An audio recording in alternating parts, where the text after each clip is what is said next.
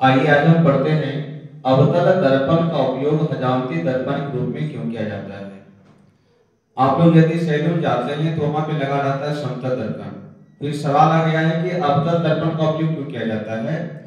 तो इसके हम सबसे पहले केस को जानेंगे कि यह अवतल दर्पण है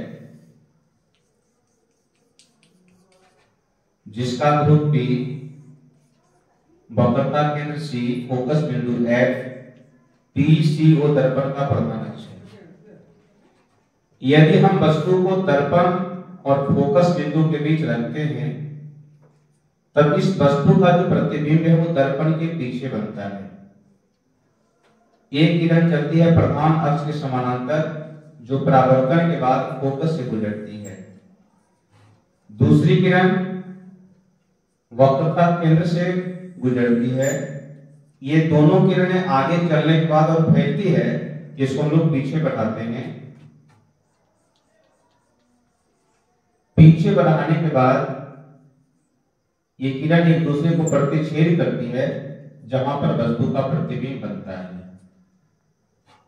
अब चित्र में देख सकते हैं कि वस्तु को जब रखे हैं दर्पण और फोकस बिंदु के बीच तब इस वस्तु का जो प्रतिबिंब है दर्पण के पीछे बनता है। यह प्रतिबिंब काल्पनिक, सीधा और वस्तु से बड़ा बनता है। अब आइए अगर आप सैलून में चलते हैं जहां आपको हजामत बनाना है, दाढ़ी कटवाना हो या बाल कटवाना हो, तो यहाँ पे यदि हम रखते हैं कुर्सी दर्पण और फोकस के बीच तो आपका जो चेहरा का जो प्रतिबिंब है वो दर्पण के पीछे काल्पनिक बनेगा, बड़ा बनेगा, सीधा बनेगा। तो छोटे छोटे जो बाल हैं वो भी बड़े दिखाई पड़ते हैं जिससे काटने में नायक को या जो कारीगर है उसको सुविधा होती है। यही कारण है कि अवतल दर्पण का उपयोग हजामती दर्पण के रूप में किया जाता है। आइए अब हम दूसरा सवाल पर चर्चा करते हैं। सवाल है कि उत्तल दर्पण का उपयोग साइड मिरर के रूप में क्यों किया जाता है। आप देखते हो कि गाड़ी चालक जो होता है अपने बगल में लगाता है आईना, इसलिए कि कहीं पान खाएंगे तो मुंह देखेंगे लाल है कि नहीं है, ऐसा बात नहीं है। यहाँ वैज्ञानिक कारण है और जो ड्राइवर है वो अक्सर जो है अपने दाहिने तरफ एक दर्पण लगा के रखता है जिसको हम लोग कहते हैं साइड मिरर। आप नया गाड़ी खरीदते हैं, मोटरसाइकिल हो या जो भी गाड़ी हो, सब में लगा रहता है, वो उत्तल दर्पण होता है। यह आपका है उत्तल दर्पण।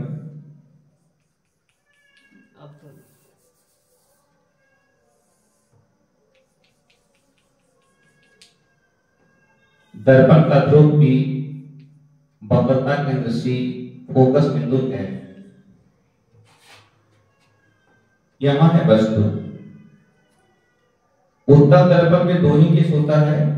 पहला केस था कि जब वस्तु दर्पण से अनंत दूरी पर रखी जाती है तब उसका प्रतिबिंब कहां बनेगा। दूसरा केस जब वस्तु अनंत और दर्पण के बीच हो। तो जब उत्तल दर्पण के सामने किसी वस्तु को दर्पण से अनंत दूरी पर रखी जाती है तब उस वस्तु का जो प्रतिबिंब है दर्पण के पीछे दर्पण और फोकस बिंदु के बीच बनता है।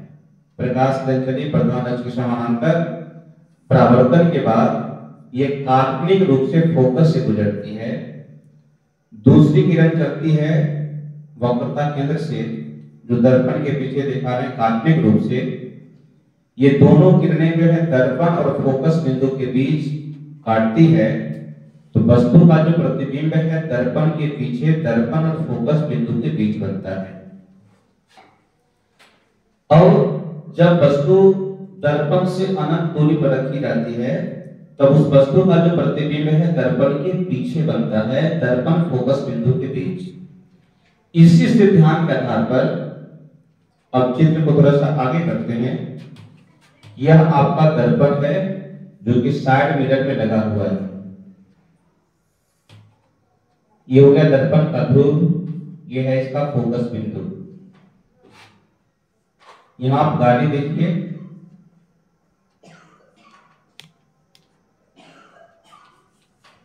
ये गाड़ी का जो प्रतिबिंब है वो दर्पण के पीछे बनेगा, दर्पण और फोकस बिंदु के बीच। अब यही दर्पण उत्तल दर्पण जो है अगर यहाँ लगाते हैं चालक के दाहिने तरफ, तो इसके पीछे जो भी गाड़ी आएगी, सभी गाड़ी का जो प्रतिबिंब है दर्पण के पीछे बनेगा, दर्पण और फोकस के बीच। इससे क्या होता है कि गाड़ी जो चालक है उसको पता चलता है कि पीछे से आने वाली गाड़ी को कहां पे साइड दे, या कौन सी इमरजेंसी गाड़ी आ रही है जिसको साइड देना जरूरी है। तो सवाल आपका था कि उत्तल दर्पण का उपयोग साइड ग्रुप में क्यों किया जाता है, तो जवाब लिखेंगे कि हम जानते हैं कि जब किसी वस्तु को उत्तल दर्पण के सामने दर्पण और अनंत के बीच रखी जाती है, तब उस वस्तु का प्रतिबिंब दर्पण के पीछे दर्पण और फोकस बिंदु के बीच बनता है। यह प्रतिबिंब काल्पनिक, सीधा और वस्तु से छोटा बनता है। इसी सिद्धांत के आधार पर साइड मिरर के रूप में लगे उत्तल दर्पण से पीछे से आने वाली जो गाड़ी है उसका प्रतिबिंब दर्पण के पीछे दर्पण और फोकस बिंदु के बीच बनता है, जिससे गाड़ी चालक को साइड देने में सुविधा होती है। आइए अगला सवाल पे चर्चा करते हैं। सवाल है आपका कि समतल दर्पण, अवतल दर्पण तथा उत्तल दर्पण की पहचान आप कैसे करेंगे। आपके पास में 3 प्रकार का दर्पण है। यह आपका हो गया समतल दर्पण, ये आपका है अवतल दर्पण, और ये आपका हो गया उत्तल दर्पण। तो समतल दर्पण, अवतल दर्पण और उत्तल दर्पण की पहचान मुख्य रूप से लोग 2 प्रकार से करते हैं। पहला है हाथ से छूकर। अब हाथ से किसको छुएंगे, तो हाथ से हम लोग दर्पण के परावर्तक सतह को छुएंगे कि जिस दर्पण का परावर्तक सतह छूने पर समतल मालूम पड़ता है वह समतल दर्पण होता है।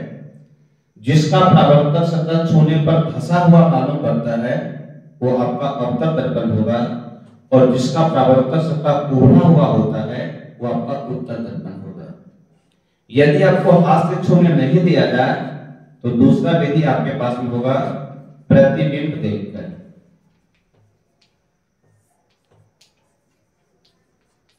अब आपको हाथ से छूने नहीं देंगे दर्पण के परावर्तक सतह को, तब कैसे पहचानिएगा। तो सबसे पहले कोई वस्तु हम लेंगे या अपना चेहरा ही ले लेंगे, तो जिस दर्पण के परावर्तक सतह के सामने किसी वस्तु को रखने पर यदि वस्तु का प्रतिबिंब हमेशा सीधा वस्तु के बराबर दर्पण के पीछे बनेगा, यानी काल्पनिक बनेगा, तो वह दर्पण जो है आपका समतल दर्पण होगा। जिस दर्पण के सामने वस्तु को रखने से यदि वस्तु का प्रतिबिंब वस्तु से बड़ा बनता है तो वह आपका अवतल दर्पण होगा, और जिस दर्पण के सामने किसी वस्तु को रखने से वस्तु का प्रतिबिंब हमेशा छोटा बनता है वस्तु से, वो आपका उत्तल दर्पण होगा। इस प्रकार आप प्रतिबिंब देखकर समतल दर्पण, अवतल दर्पण और उत्तल दर्पण की पहचान आसानी से कर सकते हैं।